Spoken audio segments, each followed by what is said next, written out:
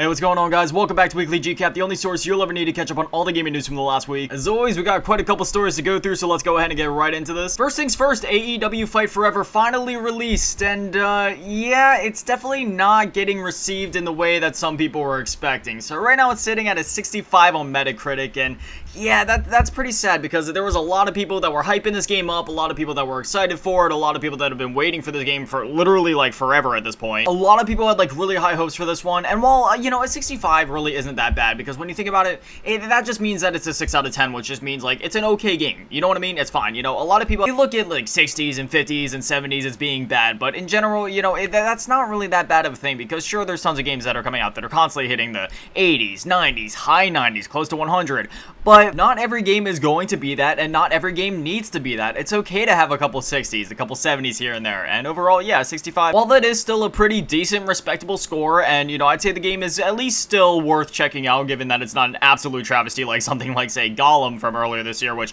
we'll be talking about later in the show, but, yeah, you know, it seems like something where it's worth checking out if you've been waiting for this game for a while, but otherwise, yeah, it definitely isn't hitting the mark for a lot of folks. And for our next story, this one's pretty quick, but The Medium. You remember that game that came out on Xbox Series, you know, went straight to Game Pass, and it was one of those games that was really showing off the potential of these systems, especially when it comes to, like, the power of SSDs, considering the fact that it was able to run, like, 2 games at once in a way, and it was able to load these areas, like, almost instantly and load both, again, it was basically, like, 2 games at once. It was able to load, like, 2 games at once, almost. It was insane. So it came to the Nintendo Switch, and you're probably thinking to yourself, how is a game like that gonna be running on the Nintendo Switch? And I answer that by telling you that it is not. It is running on a PC somewhere else in the world because, yeah, this is another cloud release for the Switch. I just recently got my Switch finally, okay? I just got it like 2 or 3 weeks ago at this point. And it's rather disappointing when I'm scrolling through the list and I see games like Resident Evil 2 Remake, 3 Remake, Resident Evil 7, Resident Evil 8. I see them on the store, I get really excited because I'm like, oh my gosh, Resident Evil on the Switch, I think I might have to pick that up. And then I see cloud version, and this is another one of those examples where it's like, I saw it in the store, I was like, I mean, immediately, I kind of assumed it was going to be a cloud version because I saw it, I was like, there is no way they made it run on the Switch, but out of curiosity, you know, I clicked on the store page just to check it out, and yeah, it was a cloud version, and they're still charging like almost full price for it. I think it was like $50 or something like that. $50 for a cloud version. If it's your only way to play the game, I'd say it's probably worth it just because the game is really good. I had a lot of fun with it. But at the same time, it's a cloud version. It's not native. I don't know if I can actually justify that. If the Switch is your only console and you're really interested in this game, sure, maybe check it out. But if you have a next-gen system, definitely just go play it natively on a next-gen system, especially if you have Xbox, because then you can just get it through Game Pass. Next up, Avatar: The Last Airbender, Quest for Balance was announced, and I'm actually pretty excited for this. Now, it is being developed by Game Mill, and, you know, some people are a little iffy about that. For me personally, I really enjoy what Game Mill has put out. Sure, their games are relatively simple. For those of you that don't know, Game Mill handles most of, like, the license-type games. I mean, if you remember back to, like, the PS2, GameCube, Xbox generation, we get games like SpongeBob Battle for Bikini Bottom, SpongeBob the Movie Game, Fairly Odd Parents Break Into Rules.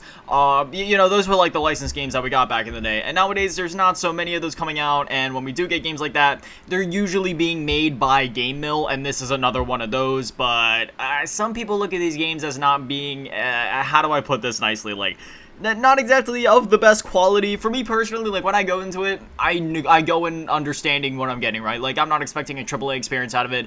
I'm expecting like a AA 6th gen type experience, and that's exactly what you get from their games. So that being said, I am actually really excited for it. Some people are a little let down because they were hoping for like a big AAA licensed Avatar: The Last Airbender game, but you know, that's obviously just, I mean, I can't say that it's not realistic because I could actually see something like that happening. It's just that's not what is happening in this situation. Gamers are just so ungrateful and so critical, especially when it comes to things that they haven't even gotten a chance to play yet. Like, who knows? This could end up being Game of the Year for all anybody knows, or it could not. Regardless, I love Avatar: Last Airbender, so I'm definitely going to be checking this game out when it releases. And for our next story, we got a delay. Test Drive Unlimited Solar Crown was delayed. It was originally scheduled for fall of this year, but now it's coming Q1 of 2024.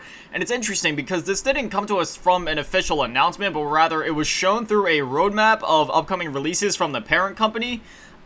So, yeah, that's a weird way to announce a delay. Like I said, they still haven't done it, like, you know, they haven't gone out and done an official announcement of it being delayed. This was, like, the only confirmation that we had of it, so yeah, that was a little bizarre, but as I always say, bad game forever bad, good game eventually good, just take all the time you need. And for our next story, this is the big one, part of the title of the video, probably the reason that most of you clicked on the video, let's be honest. Daedalic, or Daedalic, I don't even know how to say the studio's name, Entertainment is shutting down. For those of you that don't know, this is the studio that developed Lord of the Rings Gollum. Yes, that Gollum. This is coming from a Eurogamer, quote, Daedalic, however you say it, Entertainment, the company behind the years critically lambasted the Lord of the Rings Gollum, is reportedly set to exit game development and has laid off around 25 employees as part of the move. Additionally, a second Lord of the Rings game in development at the studio is said to have been cancelled, end quote. Is there really anything else I can add to this? Personally, I didn't get to play Gollum, however, I do like Lord of the Rings. I thoroughly enjoyed the movies. I played a couple of the games in the past, my favorite of which actually being the Lego Lord of the Rings game. Yeah, you know, I was looking forward to this one. The game looked interesting, and even still, despite the backlash that I got, I'm the type of guy where I don't care what the public reception or public opinion is. I'm gonna play a game, take it at face value, and I'll enjoy it for what it is. You know, I prefer to be optimistic. Even the most lambasted games in history, I can't even think of any off the top. Superman 64, there we go. There's one that's been very famously lambasted by critics and gamers alike, and you know what? I take it at face value, I play the game, and I enjoy it for what it is, and to this day, I still pop it in from time to time. Not too often, sometimes not even once a year, but from time to time, I just dive in, go for a fly, and honestly, considering the fact that we don't really have any other Superman games, I'll take what I can get. That being said, it would be rather ignorant to not at least acknowledge the state that Gollum released in, you know, on the technical side at least, with performance and bug issues, and yeah, I honestly was kind of expecting this to happen, so it's a shame. I feel bad for the devs, you know, obviously. I wish them all the best. I hope they can find other work and, you know, hopefully get into a better situation soon. But in terms of that studio and its legacy, I think it might be better this way, because if we're going to be honest, there's no way they could have recovered from this. Like, maybe they could have down the line, but I don't know, man. Next up, the RPCS3 developers are working on a PS4 emulator. For those of you that don't know, RPCS3 is like the PS3 emulator on PC, similar to like PCSX2. But anyway, yeah, apparently they're working on a PS4 emulator. This coming from GamesRadar, quote, as reported by emulation fan Read Only Memo, the team behind the RPCS3 emulator, which started life back in 2011, seems to be working on a PS4 emulator called RPCSX, as spotted on GitHub. As pointed out in the original blog post, the project appears to still be in the early stages of development and isn't the first of its kind, with plenty of other developers also trying to create their own PS4 emulators of varying quality. Speaking to one of the project's developers, Read Only Memo discovers that the idea for a PS4 emulator has been floating around amongst the team for a while. Quote, I did some things just after the console's release, the developer says. However, they decided to wait until after the release of the PS5 to work on it further. Some of the developers that worked on RPCS3, the PS3 emulator, are on board for the PS4 version 2, but the emulator is currently open on GitHub, meaning anyone able to lend a hand is welcome to contribute to the project, end quote. So, yeah, I don't really have anything else to add to that there. Personally, I don't really engage in emulation. I prefer to play things on the actual hardware. However, I know there are some people that are really into the emulation scene, whether that be for one reason or another, whether it's because their rig is powerful enough to handle those emulators, or whether they just don't have the space or money for other consoles. So, yeah, you know, I'm always very supportive of these emulators, because they're a very important part and step in, you know, just the future of video games, and on the preservation side of things. The more emulators that you have, the more video games can be preserved, obviously. So if you happen to be watching this and you have any sort of background or knowledge as to, you know, like coding and developing emulators and such, maybe you hop on GitHub and see if you can help these guys out. And for our next story, this one was kind of funny to read. So you guys know the site Reddit? Well, yeah, the Pokemon company tried to launch their own version of Reddit. So they launched an official Pokemon forum. Again, it's sort of like Reddit. Like, when you go to the site, it's actually very similar. You know, you scroll through it, you got the posts and the comments and all that there. However, there seems to be some moderating issues. We're not going to address some of the posts that I saw on the site, but yeah, they definitely need to have a bit of a stricter moderation thing going on there. I mean, it's the internet, what more do you expect? But I'm just gonna put this out there now. It's Pokemon. There's going to be a lot of kids on the site, so please don't be a jerk. Please don't be ignorant. Don't go on there and post a bunch of, you know, bad and inappropriate stuff because, again, kids are going to be looking at that. Again, it's the internet. There's only so much I can say or do. But please, just before you go in there and post some crazy stuff about Mewtwo styles, just remember that there's going to be kids scrolling through there, okay? Now, as you guys always know, I like to update you guys on all the subscription service type stuff, whether that be PlayStation, Nintendo, or like today, where we are going to be covering Xbox. So, the Xbox July Game Pass games were revealed, and it's quite the lineup. Alright, so the games are as follows, and some of these are available now. Grand Theft Auto 5. Yes, you heard that right. Both the Series X and S version and the Xbox One version. You can go download GTA 5, which... the fact that they're putting it on Game Pass kind of makes me wonder if there's like a reveal up the pipeline, like they're trying to get it on Game Pass ahead of time so then people can have a way to download the game once they announce it, because then once they announce it, everybody will be like, oh, look, it's already on Game Pass, I don't gotta buy it again. They download the game through Game Pass, and then they go and buy a bunch of shark cards, yada, yada, yada. Maybe that's a bit in the tinfoil hat territory, but hey, I'm just saying, and again, that's available now. McPixel 3, which is also available now. That game actually looks kind of cool. I already downloaded it. I'm excited to dive in and give it a shot.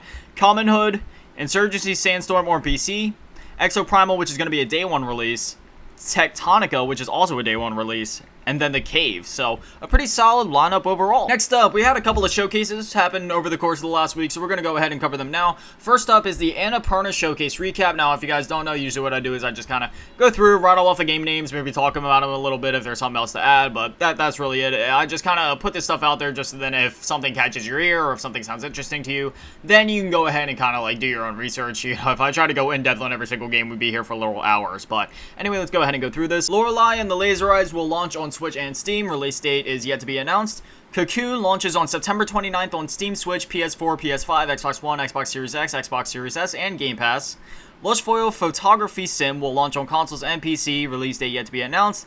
2T will launch on Xbox One, Xbox Series X and S, Game Pass, and Steam. Release date yet again to be announced. Flock will launch on Xbox One, Series X, S, Game Pass, PS4, PS5, and Steam. Release date not yet announced. Ghost launches in 2024 on all the Xboxes, the PlayStations, and Steam. Just, you know, at first I was trying to run through all the console names, but yeah, we're just gonna start dumping it down here. Bounty Star, The Morose Tale of Graveyard Clem launches in 2024 on the Xboxes, Game Pass, PlayStations, and Steam. No official release date, just says early 2024. Stray comes to Xbox on August 10th. That is a phenomenal game. I played it last year when it first launched on PlayStation. Such a great game. Thirsty Suitors launches on November 2nd for the Xboxes, the PlayStations, Game Pass, Switch, and Steam. Storyteller launches on September 26th on Netflix, which is interesting. And then Blade Runner 2033 Labyrinth will launch on PC and consoles. Release date yet to be announced. Super excited for that one. But anyway, that was the Annapurna Showcase. Pretty solid overall. And then next up, we had the Bandai Namco Showcase, which this one wasn't too crazy, but there was still some notable stuff there. So first off, we got more details on Naruto X Boruto Ultimate Ninja Storm Connections. And then we got more footage of the Baten Kaitos 1 and 2 HD remaster. Sword Art Online Last Recollection is going to be the next entry in that franchise. We got to look at some gameplay of the upcoming Sandland.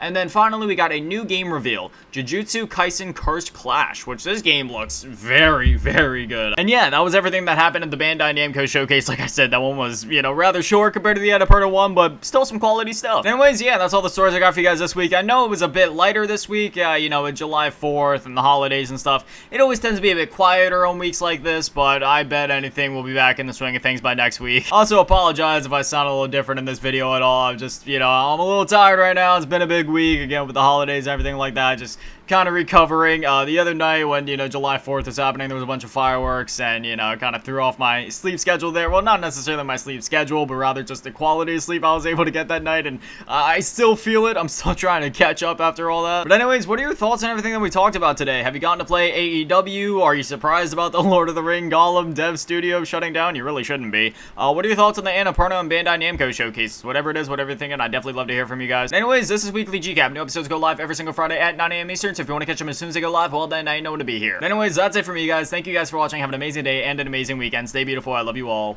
Peace.